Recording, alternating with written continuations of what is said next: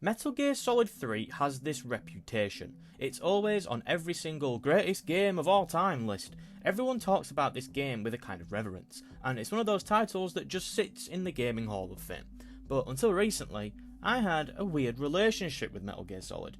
With the release of Delta, I played Metal Gear Solid 3 for the very first time. Not only that, but this was the first Metal Gear Solid game that I have finished. I played around half of Metal Gear Solid 5 and then stopped. I played about 2 hours of Metal Gear Solid 1 and then stopped. So this is the first Metal Gear Solid game that I've actually seen through to the end. But the whole time I was playing, I wanted to answer the question of whether this game is actually deserving of all the praise from the perspective of someone with zero emotional attachment to the series. So let's get started. So first and foremost, as I'm sure you're aware, Metal Gear Solid 3 is a stealth game at its core, and what really struck me about Metal Gear Solid 3 is just how layered and intricate the stealth feels, especially when you remember this game came out in 2004 initially. Obviously I'm playing the remake. We're talking about systems and mechanics that still feel rich and ambitious, even when stacked up against modern stealth titles. The first thing that jumps out is the camouflage system. Snake doesn't just crouch in a corner and hope for the best. You've got a whole wardrobe of uniforms and face paint, and the game actively measures how well you're blending in, with a little percentage in the corner of the screen telling you how hidden you are, and that number changes depending on how your clothing matches your surroundings. Crawling through the jungle floor in woodland camo will give you a decent advantage, but if you're suddenly in the mountains, then you might want to wear a different bit of camouflage that matches the scenery. It sounds pretty simple, but constantly swapping and adapting keeps you engaged with the environment in a way that few games manage. Then you start digging into the equipment at your disposal, and this is where the game really flexes. Everyone remembers the tranquilizer pistol, the Mark 22, and for good reason. It's quiet, it's non-lethal, and pulling off a clean headshot with it is ridiculously satisfying. What makes this even cooler is that in Delta, they've actually added bullet drop, which I understand wasn't in the original, which only increases the tactical requirements of the game and makes every single headshot infinitely more rewarding. But that's only scratching the surface, because you've also got a bunch of other equipment. You've got a sonar pulse device that pings life forms around you, you've got thermal goggles that'll help you be able to spot mines in the ground or an enemy hiding in the bushes, whilst a mine detector will it will very loudly reveal claymores before you step on them, something I wish I knew I actually had when encountering my first claymore. And of course, more goofy stuff such as the cardboard box of invisibility. What's incredible is that none of this feels like throwaway fluff. Every gadget does have a purpose, and the game constantly nudges you to think about the right tool for the situation, and working that out and picking it yourself is really fun. Moment to moment sneaking is where it all comes together as well. You're crawling through long grass, pressing flat against a tree, wriggling under a log while the enemy just patrols around you. Sometimes you'll hold perfectly still and just hope your camouflage does the job. Other times you'll sneak close through to choke a guard out or line up the perfect dart with the gun. Guards don't just walk in predictable patterns all of the time either. Sometimes I was thinking, I can't wait for the guard to walk over here so I can do this, and then they just wouldn't do it the second time. It makes every encounter feel really tense without tipping into frustration. And then there are even the disguises. One mission, you can equip a scientist gear thing, a scientist coat, that's the right word, and you can just walk right on past everyone as long as you don't get too close. And whilst it may not be exactly stealth focused, I do want to quickly mention the cure system, as I think this is fantastic. Snake doesn't magically heal just by eating rations. If you take a bullet, break a bone, get a leech, then you have to stop. You have to go into the menu and patch yourself up manually. That means using disinfectant, removing bullets with your knife, applying bandages, setting splints, all of that stuff. It's slower and more involved than most healing systems, but that is kind of the point. It reminds you that you're not invincible, and that every scrape and injury matters.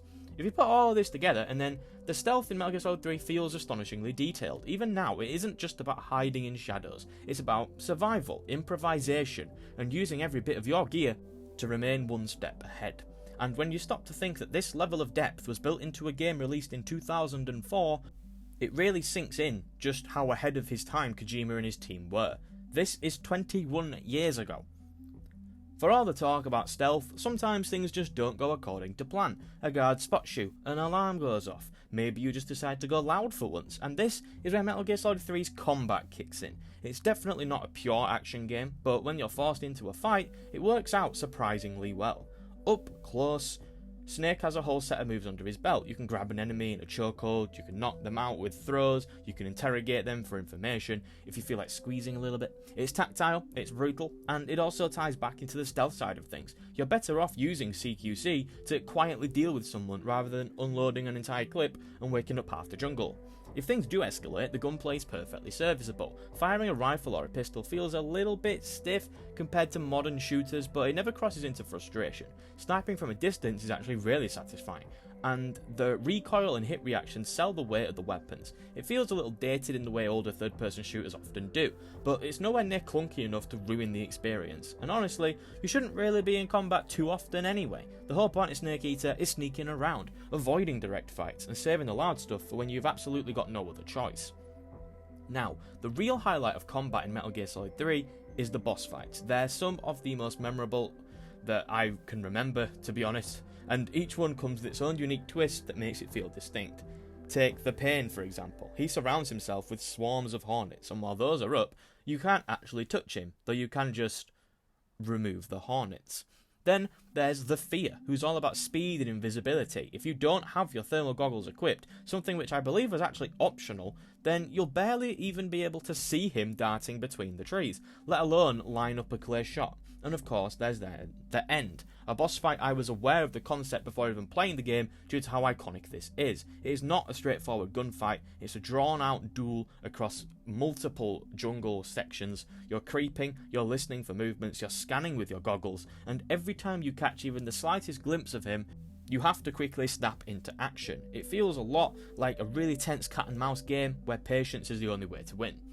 What's so impressive is how consistently fun all of these encounters are. I don't think there is a single bad boss fight in this game. Even the early duel with Ocelot, which is pretty stripped back compared to all the others, has his ridiculous reload flourishes and flashy tricks that just make it really memorable. That's so different from simply changing the clip.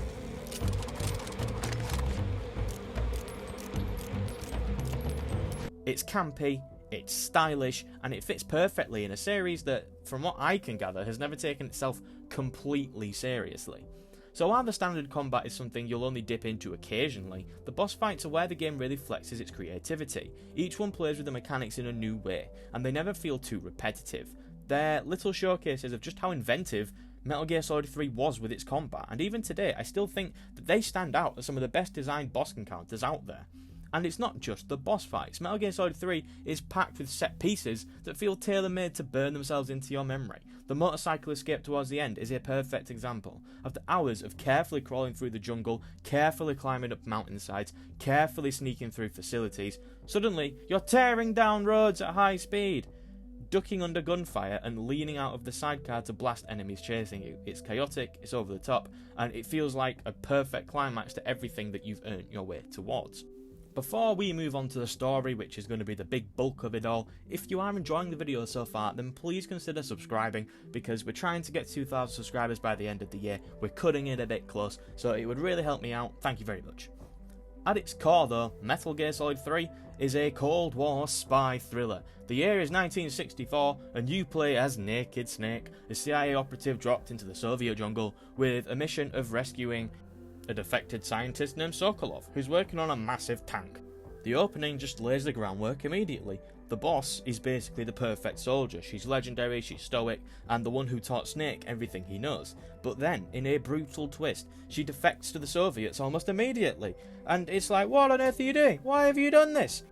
So it's not just about saving Sokolov anymore. It's about confronting your own mentor, the person you admire most, and figuring out what her betrayal really means. And this is where the game plants the seed of its biggest theme: loyalty. Who do you serve? Your country, your commander, or your ideals? From there, the story unfolds in layers. Snake isn't just battling random soldiers here, he's up against the Cobra unit, a squad of bizarre yet fascinating bosses who each embody a different aspect of battle. The pain, the fear, the end, the fury, the sorrow. Every fight with them is thematic at core. They're living symbols of what war does to people. Pain, fear, exhaustion, rage, grief. The fact that you literally fight those ideas ties the whole game back to its meditation on the cost of conflict. And then there's Eva. She slides into the story like something out of a pulp spy novel, introduced as this sultry double agent riding a motorbike, exposing her melons whenever she can. On the surface, she plays the femme fatale role to perfection, using charm and sexuality to disarm you. But she's more than just a stereotype. Over the course of the game, you start to see the cracks in that image. She's resourceful, she's tough, and possibly as capable as Snake himself. She saves him more than once, and their back and forth banter with each other adds levity to a story that can otherwise get pretty damn heavy. It's now 100% spoiler time, by the way, so if you haven't finished Metal Gear Solid 3, first of all do that, but also skip to the time on screen now. You have been warned. Snake's relationship with Eva is fascinating because it completely blurs the line between genuine trust and pure manipulation. On one hand, there's undeniable chemistry between them. The way she teases him, the way he awkwardly tries to resist, but clearly likes having her around. On the other hand, you can never quite shake the feeling that she's holding something back, and the way their relationship resolves near the end drives home one of the game's central ideas. In the world of espionage, loyalty is very rarely personal. Even love and trust can be tools, twisted by politics and national interest. But eventually, Eva's mask finally slips. All the chemistry, the banter, the moments of trust they built together. It's revealed she was never really working for him, or even the United States. She was an agent of the Chinese intelligence the entire time, sent in to steal data on the philosopher's legacy. Her closeness with Snake, her apparent loyalty, even her romance with him, all just part of the mission. What's brilliant is how it reframes their entire relationship. Snake thought he had one person in his corner, someone he could rely on when everything else was collapsing around him, but instead, she was just using him. Just like his own government was. It drives home the game's central theme even harder. In a world of espionage and political manoeuvring, personal bonds are incredibly fragile. Eva cared enough to leave behind a tape explaining herself, after promising the boss that she wouldn't kill Snake, but by that point, Snake's trust has been completely shattered. Running parallel to Snake's connection with Eva is his relationship to the boss. This is the real emotional anchor of the game for me. Every codec call, every mission update, every time Snake picks himself up and pushes forward, the boss is always looming somewhat in the background. She's not just yet another villain, she's the standard Snake measures himself against. Every lesson she taught him, every move she uses, every word of philosophy she drops on him throughout the game is all building to that inevitable confrontation. The way this culminates in the ending is nothing short of brilliant. After Snake defeats Volgin and saves Eva and seemingly the day, he still has one mission left. Confront the boss. It's not optional, it's not negotiable, the government demands it, the boss herself demands it, so Snake has no choice. The fight itself takes place in a flower field, with white petals swirling around them, and it's one of the most visually striking boss arenas pretty much ever, to be honest. But it's not just about, the setup, it's about the meaning. Every CQC throw, every bullet fired, every dodge is Snake literally fighting the person who made him who he is. And when you finally land the finishing blow, it's devastating. You don't feel victorious, you feel hollow. The cutscenes that follow double down on that. Snake learns the truth. The boss wasn't really a traitor at all. Her defection was a cover, part of an elaborate political maneuver to keep the balance of power between the US and the Soviet Union. She knew she would die, knew Snake would have to be the one to kill her, and carried that burden so her country could avoid nuclear war. She sacrificed everything, her life, her reputation, and her legacy, all for a mission she could never explain. And Snake was left as the executioner, the one who pulled the trigger, and the one who has to live with it, and the boss title. The final scenes hit like an absolute freight train. Snake stands at a ceremony, handed a medal, called a hero by the very people that manipulated him into this tragedy. He can barely raise his head, and later at the boss's grave, he lays down flowers and salutes with tears in his eyes. It's the kind of ending that leaves you sitting in silence as the credits roll, just trying to process what it all means. And throughout all of this, the game never lets you forget its politics. It's about the Cold War, yes, but more broadly, it's about how nations use people like Snake and the boss as disposable pawns. It's about the cost of loyalty, the manipulation of truth. and the way ideology can twist even the strongest of bonds. Loyalty to your country might mean betraying your mentor. Following orders might mean destroying someone you love. Every character embodies a different angle on these themes, from Eva's duplicity to Volgin's blind cruelty to the boss's tragic duty.